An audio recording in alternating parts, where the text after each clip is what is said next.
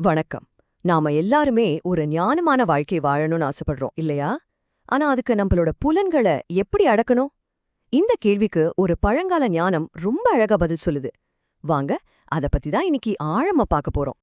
ஒரு நிமிஷம் யோசிச்சு பாருங்களேன். உங்க புலன்கள் உங்க கண்ட்ரோல்ல இருக்கா இல்ல அதுங்க உங்கள கண்ட்ரோல் பண்ணுதா? இது சும்மா கேக்குற கேள்வி மாதிரி இருந்தாலும் இதுதான் நம்ம ஒவ்வொரு நாளும் சந்திக்கிற ஒரு பெரிய போராட்டம். சரி, வாங்க முதல்ல நம்மளோட 5 புலன்களை பத்தி பேசுவோம். அதோட அந்த கொந்தளிப்பான தன்மைய பத்தி முதல்ல புரிஞ்சுக்கலாம். நமக்கு எல்லாருக்குமே தெரியும், நமக்கு 5 புலன்கள் இருக்கு. அதோட வேலை என்ன? வெளி உலகத்துல இருக்கிற விஷயங்களை நோக்கி போறது தான். சொல்லப்போனா நாம வெளி உலகத்தை உணர்றதுக்கே முதல் காரணம் இந்த புலன்கள் தான். ஆனா இங்கதான் ஒரு பெரிய சிக்கலே இருக்கு. என்னன்னா, நம்ம புலன்கள் இயல்பாவே ரொம்ப கொந்தளிப்பானவை. அப்படின்னா என்ன? அதுங்க அவ்ளோ சீக்கிரம் நம்ம கட்டுப்பாட்டுக்குள்ள வராது. இந்த குழப்பத்தை ரொம்ப எளிமையா புரிஞ்சுக்க ஒரு சூப்பரான உருவகம் இருக்கு. அது என்ன தெரியுமா?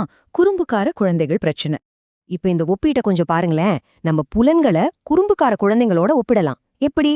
ரெண்டுமே கொந்தளிப்பானது, கட்டுக்கடங்காதது. குழந்தைங்க எப்படி தொடக்கூடாத பொருட்களை எடுத்து விளையாடுமோ அதே மாதிரிதான் நம்ம புலன்களும் தேவையில்லாத விஷயங்கள் மேல போய் உட்காரும். அதனால குழந்தைங்களுக்கு எப்படி ஒழுக்கம் தேவையோ அதே மாதிரி நம்ம புலன்களுக்கும் கட்டுப்பாடு ரொம்ப அவசியம். நம்ம கவனம் எப்படியெல்லாம் செதறதுன்னு இதை விட அழகா சொல்ல முடியாது. சரி, இந்த குறும்புக்கார குழந்தைகளை எப்படித்தான் கண்ட்ரோல் பண்றது? அதுக்கு 4 வழிகள் சொல்லப்பட்டிருக்கு. 1 தடுத்தல், 2 சரிபார்த்தல், 3 இயக்குதல், 4 நிறுத்தி வைத்தல். இதெல்லாம் நம்ம புலன்களை கட்டுப்படுத்த உதவும் நேரடியான டெக்னிக்ஸ். இங்கே நாம ஒரு முக்கியமான விஷயத்த கவனிக்கணும். இந்த மேற்கோளை பாருங்க. அவற்றை வெற்றி கொள்வது ஒரு மாபெரும் சாதனை. அதாவது புலன்களை அடக்குறதுங்கிறது ஏதோ நம்மள நாமே கட்டுப்படுத்திக்கிற விஷயம் மட்டும் இல்ல, அது ஒரு மிகப்பெரிய தனிப்பட்ட சாதனை. சரி, பிரச்சனைய பத்தி பேசிட்டோம். இப்ப அதுக்கான தீர்வுக்கு வருவோம். இதுக்கும் ஒரு அருமையான உருவகம் இருக்கு. அதுதான் ஆமை தீர்வு. இப்ப யோசிச்சு பாருங்க, ஒரு ஆமைக்கு ஆபத்து வந்தா என்ன பண்ணும்? டக்குன்னு அதோட கை, கால், தலையெல்லாம் ஓட்டுக்குள்ள இழுத்துக்கும் இல்லையா? அதே மாதிரிதான் ஒரு யோகி தன்னோட புலன்களை வெளி உலக விஷயங்கள்ல இருந்து உள்ள இழுத்துக்கணும். இதுதான் இந்த உருவகத்தோட அர்த்தம். அதாவது தேவையில்லாத கவனச்சிதறல்கள் வரும்போது நாமளே மனப்பூர்வமா அதிலிருந்து விலகி இருக்கும். இந்த அருமையான கருத்து எங்கிருந்து வருதுன்னு தெரிஞ்சா நீங்க ஆச்சரியப்படுவீங்க. இது ஸ்ரீமத் சுவாமி சிதம்பரவானந்தர் வழங்கிய பகவத்கீதையிலிருந்து எடுக்கப்பட்ட ஒரு பகுதி.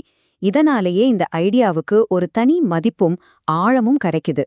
சரி, இந்த ஆமி டெக்னிக்கை நாம ஃபாலோ பண்ணா நமக்கு என்ன பரிசு கிடைக்கும்? அது சாதாரண பரிசில்ல, உறுதியான ஞானம். அந்த மேற்கோளோட முடிவு ரொம்ப பவர்ஃபுல்லா இருக்கும். அது என்னன்னா, அவருடைய ஞானம் உறுதியாக நிலை பெறுகிறது.